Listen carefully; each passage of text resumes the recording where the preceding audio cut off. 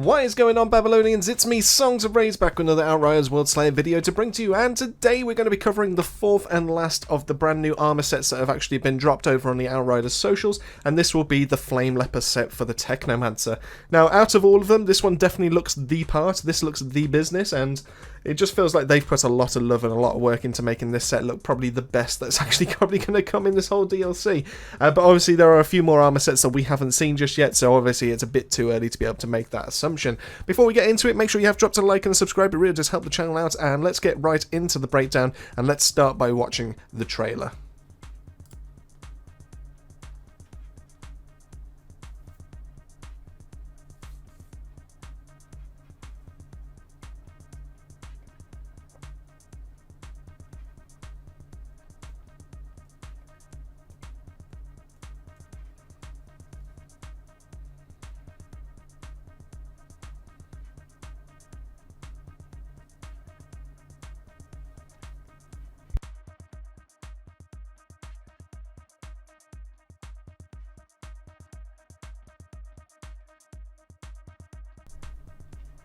Alright, and let's pause it right there. So that is the trailer for the Flame Leper set, and obviously there's a few things that we've seen already, and there's a few things that are brand new as well, which they'd like to highlight. So let's dive into it, let's actually break it all down, and let's have a look as to what we're dealing with. So if we take it all the way back to the start, we get to see the actual look of the set, and as you can see, it's very kind of like a bone kind of look. It's the only thing that I don't like about it is the head tails that come across the chest, but that's just me personally. I mean, I guarantee there's going to be more people that probably enjoy that kind of thing compared to me. But the greens and the golds stand out massively in this. They've done a really good job on being able to make this look exceptional, and yeah, you can definitely tell this is a Technomancer set just from looking at it. So yeah, it's definitely one of the better ones, and obviously you get a better look at it, and they've paired it perfectly with the Deathscape. It's almost like the Deathscape was perfectly meant for there to be able to be wielded in these hands. Obviously you get to see juicy back and juicy behind, and then yeah, just you get to see everything else. So absolutely stunning piece of kit. I genuinely think this is probably one of the better transmogs that actually is going to be in World Slayer, and it's definitely the best one out of the four we've seen so far.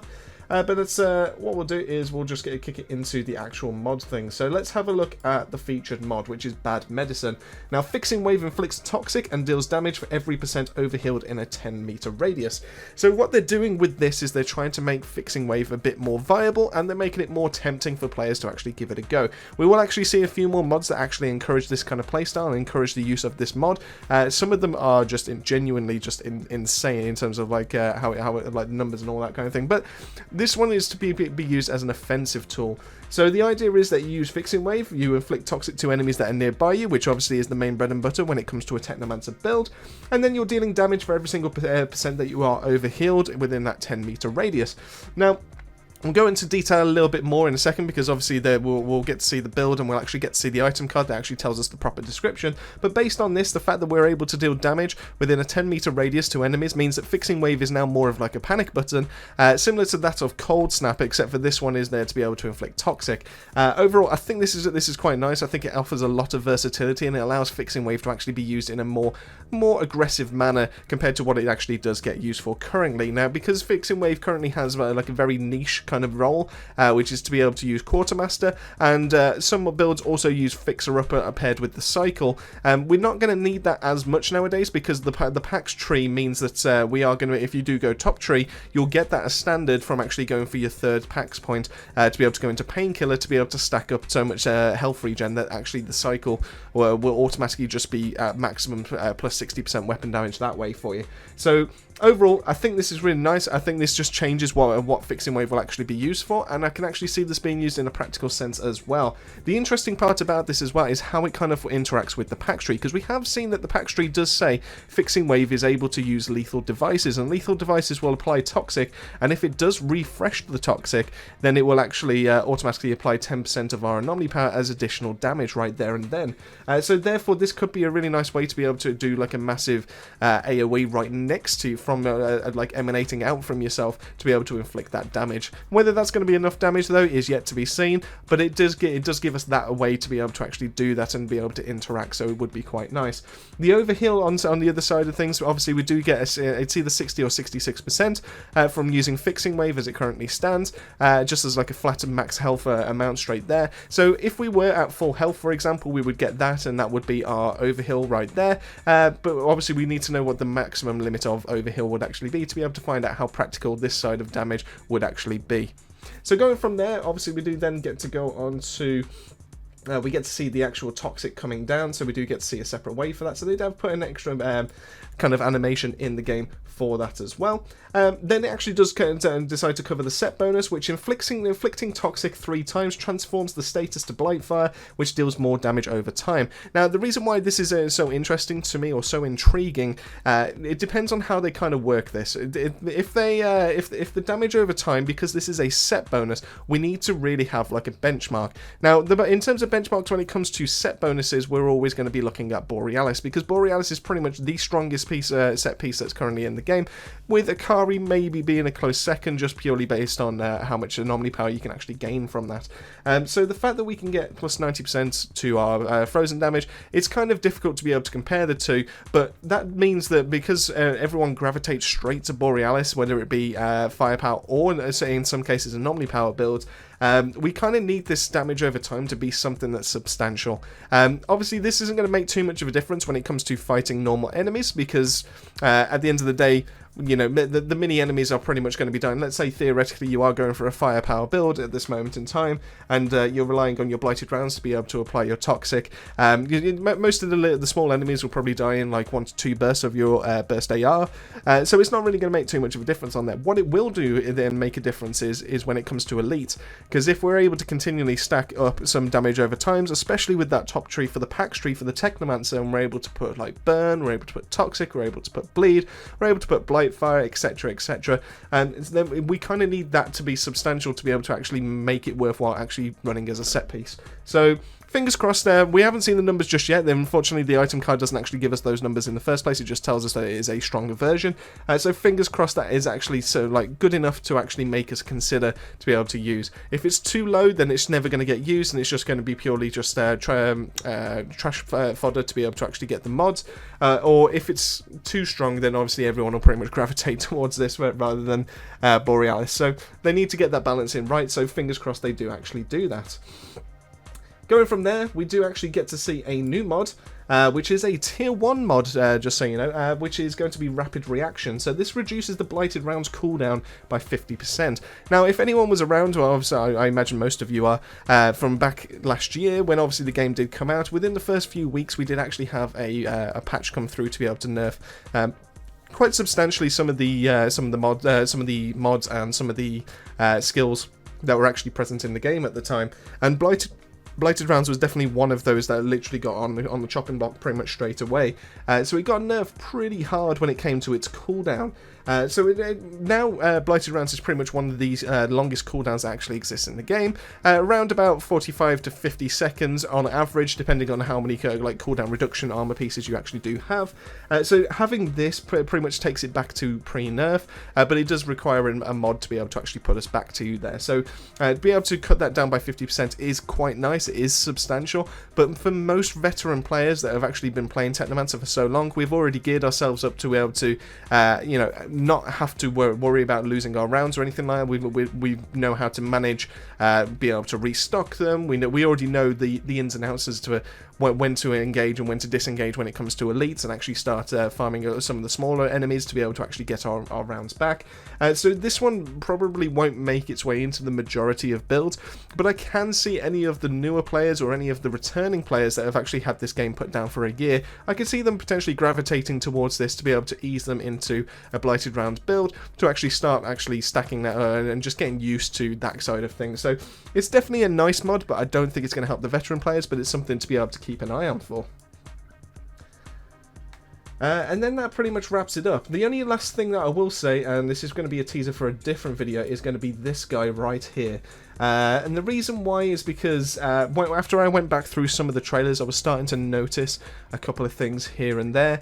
So this one is the one that stood out to me the most. So what I'll do is I'll do a completely separate video on that one, so that won't be actually a part of this because this is just purely a Technomancer. But just to let you know, there will be some kind of video around this, and kind of like speculation on our part. But anyway, that pretty much wraps that up. So let's have a look into the actual build sheet. So the build sheet that we got, and once again, I'm going to remind you, is not to take this to heart and not consider this to be a top tier meta build or anything like that. It is purely there to be able to actually show off the new Outriders Outpost made by Buzzified. So if you do actually see him over in the Outriders Discord, make sure you say hi and thank him for all the work for this, because genuinely amazing. And two, is also to show off all the brand new gear and all the brand new mods that we're actually going to be seeing. So obviously, we've seen the stuff on the left-hand side, we've seen the skills, we've seen the ascension trees, we've seen the packs trees, so we've already covered those pretty much already on this channel. What we will do is actually look at the gear, and then we'll take it from there. So the first one that we've got is the Deathscape. Now, the Deathscape is an assault rifle that we've already seen,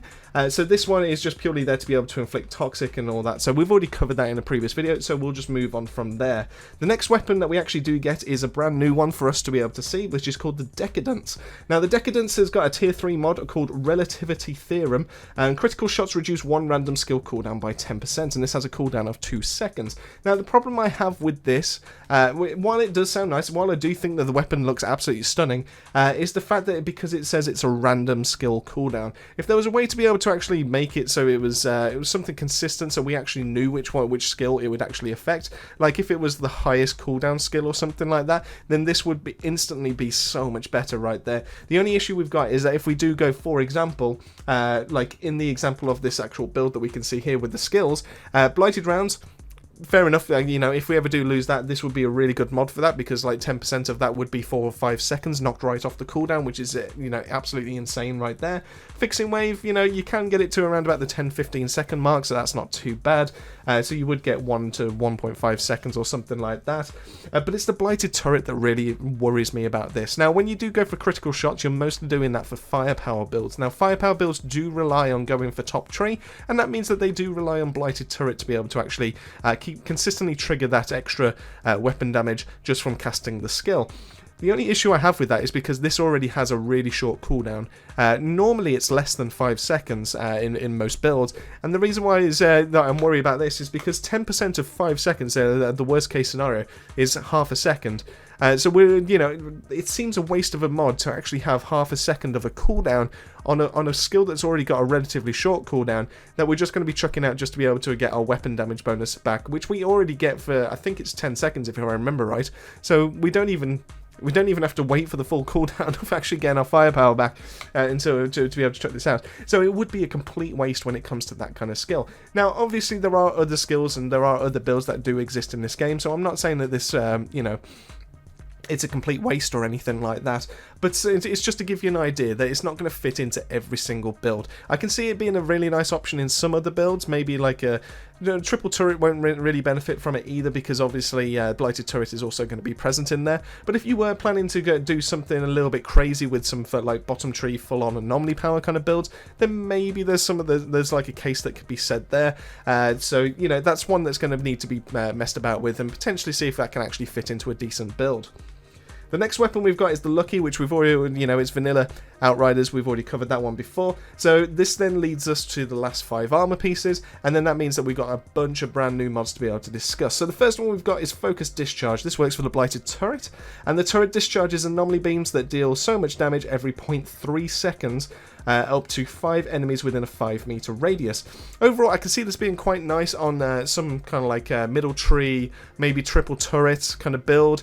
I mean, it could do a bit of decent work if it was like an Apocalypse mod on Firepower Techno, because obviously the Blighted Turret is there to be able to draw aggro, so this would actually be able to help to be able to actually whittle some of the enemies down, to be able to weaken them up a little bit.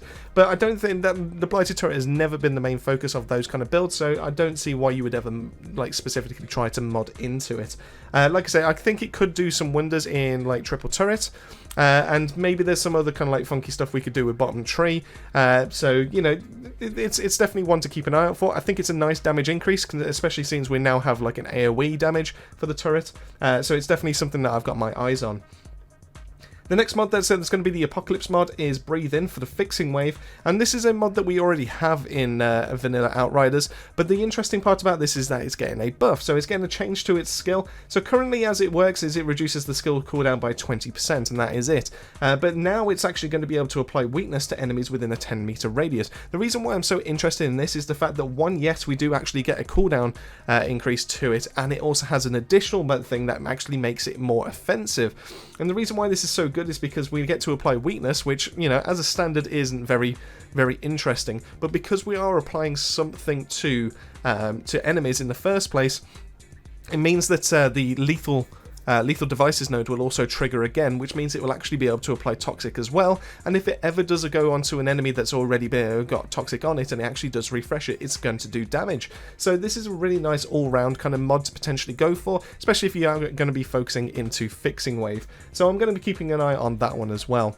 Moving over to the chest, we do have Party Starter, where the strength of the skill is increased by 8% for each enemy within the arena, and this is up to 100%. The main thing to be able to take away from this is the fact that it's going to be for each enemy within the arena. The arena is obviously going to be pretty much every single enemy that actually exists currently in the level, so every single one of those red dots that's actually going to appear on your minimap, so we're not relying on enemies being in a certain radius, and I think that's a good thing, because obviously the Technomancers normally specialise in dealing with long-range kind of threats, being able to do actually long-range damage, so we actually don't have to rely on enemies being in close quarters, which obviously put us at a disadvantage. The interesting way I want to know is how this kind of works. So is the strength of the skill, how is it going to actually give us an additional 100% on top of the 60 or the 66% that we actually get healing, so it actually makes it to a total of 160 or 166, or is it actually just going to take the 60 or the 66 and actually just give us 100% of that again, which means that we'll actually get 130 or about 120 to 132%. So obviously there's around about a 30% difference, and the reason why this will make a difference is going to be because of bad medicine, which we'll cover in a second. So that one is going to require a little bit of testing on our side, so that one's definitely something that we're going to keep our eyes on as well. The next one that we've got is Alchemical Mastery, which is while the skill is active, which is Blighted Rounds, receive a weapon damage or anomaly power bonus equal to 30% of your status power based on whichever is higher. So this one is going to be one of those multi-purpose kind of nodes, which is pretty cool to be able to actually fit straight into a build, which means that it's not primarily put into just purely firepower or just purely anomaly power. It means that we're actually going to see a nice benefit regardless of it, as long as we spec our build right. So we can have an anomaly power focused build and actually use Blighted Rounds in it to be able to give ourselves additional anomaly damage, or we can anomaly power, or we can actually go for a top tree firepower, and we're still going to see a benefit from as long as the skill is active, because we're going to get 30% weapon damage. So this is going to be definitely one of the most sought after mods. I can see this actually being the case, especially seeing as 4 out of the 5 pieces of this armor set have got status power built into them, which at level 50 is 30% for each. That's 120%, which obviously we would need to get 30% of that. Obviously you can have guns that do roll with status power, and we don't even know what the stats of certain gear is actually going to be like when we actually do get it to level 75. So, you know, this could potentially be a really nice mod to actually go into, and I do see this being like one of the most sought after, especially for Technomancers, regardless of the build that you're actually going for. Moving on to the Waistcloth, we do have Virulent Compound, which is kind of like an extra one to Euthanizer or Radical Therapy. So it deals 15% more damage to elites afflicted by toxic or blight fire, and afflicted enemy elites explode when killed, dealing 1.5 million points of damage. Obviously this is at level 75, and spreading the status to other enemies within a 5 meter radius. So this is only going to affect your elite, and it's going to work regardless if you just have toxic or if you have blight fire as well. So we're going to see a nice additional damage multiplier, and elites are obviously the most like the chunky, the ones that take the most damage, the most to take the most bullets to be able to actually fell. So you know, this may be a nice one to be able to go for, but it's not going to help you in every single scenario. So I can't see it being like a mainstay. I can't see it being like a definite must pick, but it could be a really nice pick to be able to get on like an Apocalypse mod, and just to be able to help you out with some of these elites depending on how the end game is actually going to shape up. We do also have Face Melter on there, and I think that one, I don't know if I've seen that one before. To be fair, if I have done, then it's definitely one that I've passed up on every single time. But the Blighted Round turret will reduce the resistance of every enemy it hits by 30%, and this effect will last for 5 seconds. Pretty much does what it says on the tin. It could be very useful in an Omni Power build, but as it currently stands, you know, that's just what it is. Going on to the gloves, we do have License to Heal, which is probably one of the most fun mods to actually use for the Fixing Wave, which is activating the skill grants a 10% weapon damage bonus, and it also gives you 4 seconds of infinite ammo. And the reason why I like this so much is not only does it affect your current weapon, but it also affects your tools of destruction, which means that your minigun and it means your RPG is actually going to benefit from the infinite ammo as well. Which means that if you are going for an RPG build, which obviously has got a massive bonus from actually going through lethal devices and being able to actually get additional from the status power side of things as well. It does mean that we're actually going to see an easier way to be able to consistently keep the RPG up, because there was always that small window, that small gap where you would worry about running out. Which meant that you stopped firing, and as soon as you stopped firing, that small window was enough for sometimes enemies to be able to take you down. So now we don't have to worry about it, because activating the skill, for the first 4 seconds of the cooldown we have unlimited rockets, and then after that we can have obviously up to 11 rockets to be able to fire, and I imagine by the time we've actually got through 10 of those, we have our Fixing Wave back to be able to restart the process all over again. So I think this is just going to make RPGs a little bit more consistent, but it will also help out with pretty much any kind of like firepower build as well. It's just a case of, do we know that if this only works for ourselves, or does it also affect our allies as well? Because obviously Quartermaster was able to do that. And then lastly, we've got Bad Medicine, which is obviously the mod that was actually showcased off. And this is overheal players inflict toxic and deal so much damage for every % of overheal in a 10-meter radius. So it's not just for ourselves. If we do actually go into a co-op game, we will actually be able to overheal our teammates, because Fixing Wave does actually heal them as well. And it does mean that we'll be able to trigger this mod off of them as well, which is actually quite fun. And it means that we can actually stack this up. So obviously, if 3 of you were all gathered around an elite, for example, as a crazy idea, and all of you are at 100% health, you'll obviously get yourself 60 to 66%. I completely forget which one it is, and you'll take the 66 times this 46k damage for due to the overheal, so you'll actually be inflicting that just from standing nearby to the elite. I think that's kind of fun. I want to mess about with that. I want to see if there's a way we can actually make Fixing Wave into like a damaging kind of skill, making it into like a really like mainstay choice in certain builds. And I'm gonna have a lot of fun changing that. I think I think I can go for that. Now the last interaction I really want to touch on is going to be Toxic Piercer. Now it does mention it on the boot, and it increases the effectiveness of Toxic. And this normally does get overlooked, because obviously the status effects that are currently in this game, they don't do much. They don't do much damage, so there's no point increasing the effectiveness.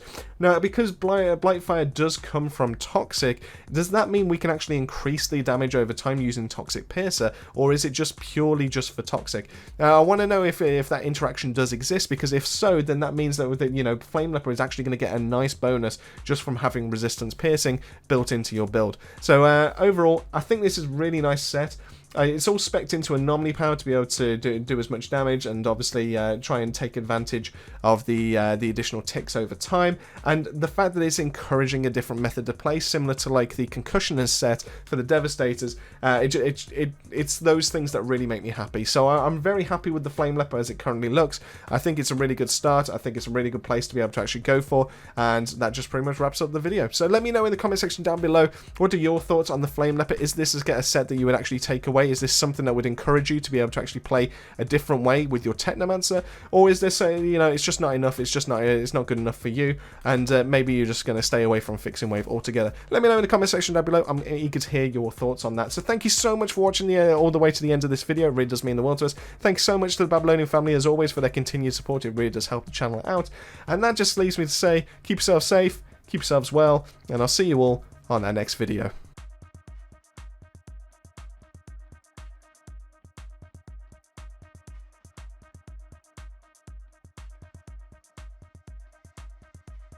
Alright, we'll stop it there. In case some of you eager-eyed viewers probably have noticed that my cat has just jumped through onto the windowsill, so you'll probably actually see him in the background as I carry on talking. But so anyway, that is the video. That is everything that we got shown off for the Fixing Wave. Actually just kind of became that. It wasn't something I spec'd into or anything like that. It was just oh, there he is. You can say hi. There he is. A little trooper. Go on then. What are you doing? Elfie Pop. Sorry about that.